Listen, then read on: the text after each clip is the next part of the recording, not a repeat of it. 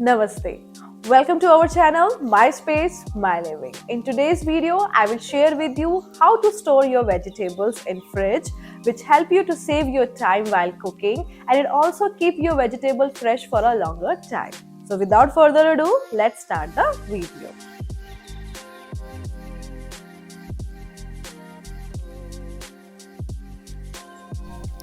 ऐसा बहुत बार होता है कि हम बहुत सारी वेजिटेबल्स परचेज़ कर लेते हैं और जब हम उनको प्रॉपर तरीके से स्टोर नहीं करते तो वो ख़राब हो जाती हैं। तो मैं आज आपसे शेयर कर रही हूँ कि मैं किस तरह अपनी एक वीक की वेजिटेबल्स को स्टोर करके रखती हूँ। यहाँ पे मैंने पहले सारी की सारी वेजिटेबल्स जो परचेज़ की हैं वो इकट्ठी करके रख दी हैं। चलिए अब मैं आपको दिखाती हूँ कि मैं इनको कैसे स्टोर करके रखती हूँ। मैं वेजिटेबल स्टोर करने के लिए इस तरह के ग्लास कंटेनर्स यूज़ करती हूँ। आप इस तरह के ग्लास कंटेनर यूज़ कर सकते हैं और साथ ही आप हाई क्वालिटी के प्लास्टिक कंटेनर भी यूज़ कर सकते हैं और स्टील के कंटेनर भी यूज़ कर सकते हैं। सबसे पहले मैं ग्रीन लीव्स वेजिटेबल्स को स्टोर कर लेती हूँ। मैं इन वेजिटेबल्स को धो के नहीं रखती, इनको सिर्फ क्लीन करके स्टोर करती हूँ ताकि जब मुझे इसको इस्तेमाल करना हो तो मैं तुरंत इसको धो के यूज़ कर सकूँ।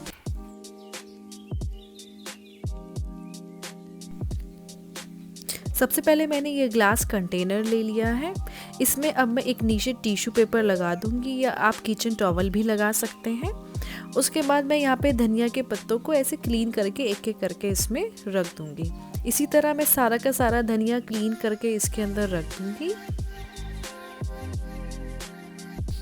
अब इसको मैं टिश्यू पेपर से कवर करके इस तरह से इस बॉक्स को क्लोज करके रख दूंगी।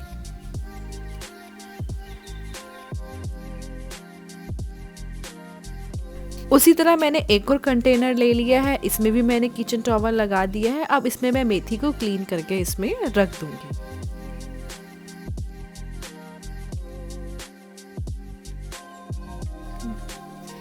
अब इस तरह मैंने सारी की सारी मेथी को क्लीन करके इसमें रख दिया है और अब इसी तरह मैं पालक को भी क्लीन करके रख दूंगी। आप देख सकते हैं कि इस कंटेनर में मैंने पालक को भी क्लीन करके रख दिया है अच्छे से, मतलब कि मैंने ये धोए नहीं है, सिर्फ मैंने इनको क्लीन करके रखा है। और अब आप देख सकते हैं कि मेरी सारी जो ग्रीन लीफ वेजिटेबल्स हैं प्लस धनिया जो है उसको मैंने इस तरह मैं इनको स्टोर करके रखती हूँ और जब भी मुझे इनको इस्तेमाल करना हो उसको इस्तेमाल करने से पहले मैं इसको धो लेती हूँ। इस तरह अब मैंने इसके ऊपर एक टिश्यू पेपर रख दिया है ताकि कोई भी मॉइस्चर उसमें ना रहे और जो भी मॉइस्चर हो तो ये टिश्यू उसको ऑब्जर्व कर ले। इसी तरह मैं इन ग्लास स्टोरेज बॉक्स को क्लोज करके रख दूंगी और इनको फ्रिज पे इसी तरह स्टोर करूंगी। चलिए अब गोभी को भी स्टोर करके रख देते हैं। मैं इसको इस तरह से क्लीन कर दूंगी और इसके बड़े बड़े चंक्स में इसको काट के रख दूंगी। अगेन मैं इसको ऐसे ही स्टोर करूंगी और यूज़ करने से पहले ही हम इसको धोएंगे, पर फिलहाल इसको मैं इस तरह बड़े बड़े चंक्स में स्टोर करके रखती हूँ। वही ग्लास कंटेनर में नीचे पहले मैंने टिश्यू पेपर लगा दिया है और फिर उसके ऊपर मैंने ये गोभी के बड़े बड़े चंक्स रख दिए हैं। इसी तरह मैं ब्रोकली को भी क्लीन कर दूंगी और इसी तरह बड़े बड़े टुकड़ों में इसको काट के ग्लास कंटेनर में स्टोर करके रख दूंगी। इस तरह से इन वेजिटेबल्स को यूज करना काफी इजी हो जाता है। इस तरह से मैंने गोभी और ब्रोकली को स्टोर करके रख दिया है। अब इसी तरह मैं इन कंटेनर्स को फ्रिज में स्टोर करके रख दूंगी। यहाँ मैंने गार्लिक को भी ऐसे पील करके इस कंटेनर में स्टोर करके रख दिया है। मैंने मटर को भी यहाँ पील करके स्टोर करके रख दिया है इस कंटेनर के अंदर, ताकि बटर यूज़ करना काफ़ी ईजी हो जाता है। आप इसको नूडल्स में भी यूज़ कर सकते हो, पुलाव में भी कर सकते हो, आपका टाइम भी सेव करता है। कुछ सब्जियों को मैं धो के स्टोर करती हूँ, चलिए उनको भी स्टोर कर देते हैं। सबसे पहले मैं टमाटर ले रही हूँ। टमाटर मैंने धो दिए हैं अच्छे से, उसको मैंने स्टेनर में स्टेन कर दिया है।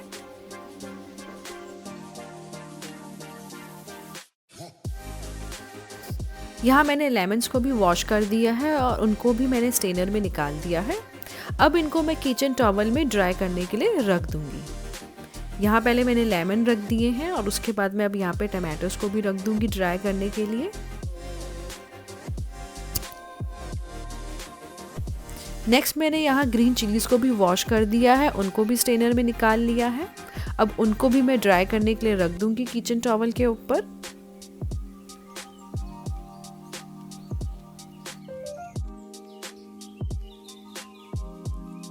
अब मैंने जिंजर को भी अच्छे से 2-3 बार पानी में वॉश करके रख दिया है। अब इसको भी मैं स्ट्रेनर में रखने के बाद एक बार निकालने के बाद इसको भी मैं किचन टॉवल में ड्राई होने के लिए रख दूंगी।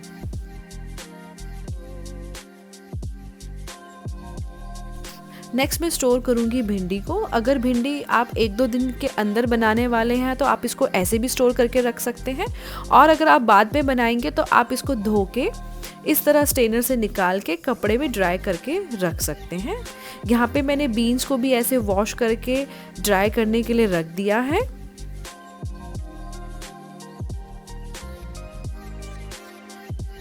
यहाँ पे आप देखेंगे कि मैंने कैरेट्स को पील करके अच्छे से वॉश कर दिया है। अब मैं इसको स्ट्रेनर में निकाल के इसको भी किचन टॉवल में ड्राई होने के लिए रख दूंगी। इस तरह आप देख सकते हैं कि मेरी ये सारी की सारी वेजिटेबल्स मैंने धो दी हैं, इनको मैंने ड्राई होने के लिए रख दिया है। एटलीस्ट 1 आवर तो आप इनको रखें। और इधर मैंने कुकुम्बर्स और शिमला मिर्च को भी वॉश करके ड्राई होने के लिए रखा हुआ है। वेजिटेबल स्टोर करने के लिए मैं इस तरह के मैश बैग्स यूज़ करती हूँ। ये 2 साइज़ में आते हैं, एक थोड़ा छोटा है, एक थोड़ा बड़ा, और उसके अलावा मैं इस तरह के बैग्स भी यूज़ करती हूँ। यहाँ आप देख सकते हैं कि कुकुम्बर भी ड्राई हो गए हैं, मैंने इनको इस बैग्स में डाल दिया है। कैरेट्स को रखने के लिए मैं इस तरह के ग्लास बॉक्स का यूज़ करती हूँ। इसमें कैरेट काफ़ी लंबे समय तक अच्छे से स्टोर रहते हैं। यहाँ मैंने इनको स्टोर कर दिया है और मैं फ्रिज में इसको इसी तरह रख दूँगी। चलिए बाकी वेजिटेबल्स को भी स्टोर कर लेते हैं।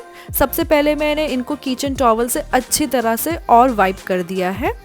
अब मैं एक एक करके इनको बैग्स में स्टोर करूँगी। यहाँ देखेंगे सबसे पहले मैंने टमाटो स्टोर कर दिए इसके अंदर मैंने लेमन कर दिए हैं।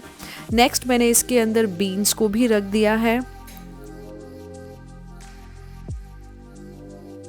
ग्रीन चिलीज़ को स्टोर करने के लिए मैं इस तरह का ग्लास कंटेनर यूज़ करती हूँ, और सबसे पहले इसका जो ऊपर का डंठल होता है उसको मैं निकाल देती हूँ, क्योंकि उसी की वजह से सबसे ज़्यादा मॉइस्चर आता है और उसी में फंगस लगने के चांसेस होते हैं। शिमला मिर्च को भी मैंने इस तरह के बैग में स्टोर कर दिया है, और इसी तरह मैंने जिंजर को भी अच्छे से क्लीन करके ड्राई करके इस तरह के बैग में स्टोर कर लिया है। अब आप नेक्स्ट देखेंगे कि मैंने भिंडी को भी इसी तरह के मैश बैग्स में स्टोर कर दिया है। इन बैग्स में वेजिटेबल्स 1 वीक तक आराम से अच्छे से रहती हैं। चलिए इस तरह की वेजिटेबल्स को भी अब स्टोर कर लेते हैं। अगर आप बैंगन 1 या 2 दिन में बनाने वाले हैं तो इस तरह भी रख सकते हैं, इसी पैक में भी स्टोर कर सकते हैं। नहीं तो अगर आप देर से बनाने वाले हैं तो इसको हम फिल्म रैप से भी रैप करके रख सकते हैं। तो चलिए इसको मैंने अब फिल्म रैप से रैप कर दिया है। और उसी तरह अब जैसे लौकी है, उसको अगर 2 दिन में बनाने वाले हैं तो ऐसे ही रख सकते हैं। इसको भी मैं फिल्म रैप से रैप करके रख दूंगी। और पत्ता गोभी को वो जिस पैकिंग में आया था उसी पैकिंग में ही मैंने उसको रहने दिया है। अब हमने हमारी सारी वेजिटेबल्स को अच्छे से क्लीन करके स्टोर करके रख दिया है। इसके अंदर मैंने सारी अपनी कंटेनर वाली वेजिटेबल्स रखी हैं, और बाकी वेजिटेबल्स को जिसमें फिल्म रैप की ज़रूरत थी उनको उस हिसाब से रैप करके रखा है, और कुछ वेजिटेबल्स को मैंने वेजिटेबल मैश के अंदर भी पैक करके रखा है। अगर आप भी वेजिटेबल को अच्छे से स्टोर करके रखेंगे तो उनके ख़राब होने के चांसेस बहुत ही कम होते हैं, और साथ में ही उनकी शेल्फ़ लाइफ भी बढ़ जाती है, और वो आपको विजुअली क्लियर दिखती भी रहती हैं, तो वो आपकी सारी की सारी इस्तेमाल भी होती रहती हैं। चलिए वेजिटेबल्स को अब फ्रिज में स्टोर कर लेते हैं। ये मेरी वेजिटेबल बास्केट है, इसमें मैंने सारे मैश बैग वाली वेजिटेबल्स रख दी हैं, और साथ ही मैंने इसमें अपनी फिल्म रैप वाली वेजिटेबल्स भी रख दी हैं। और अब अपने मैंने फ्रिज के सेकंड शेल्फ में ये अपनी वेजिटेबल्स को भी स्टोर करके रख दिया है। इस तरह से मुझे सारी वेजिटेबल्स क्लियर दिख रही हैं कि मेरे पास कौन कौन सी वेजिटेबल्स हैं। चलिए अब आलू प्याज को भी स्टोर कर देते हैं। इनको मैं अपने काउंटर टॉप की इस बास्केट में ही रखती हूँ।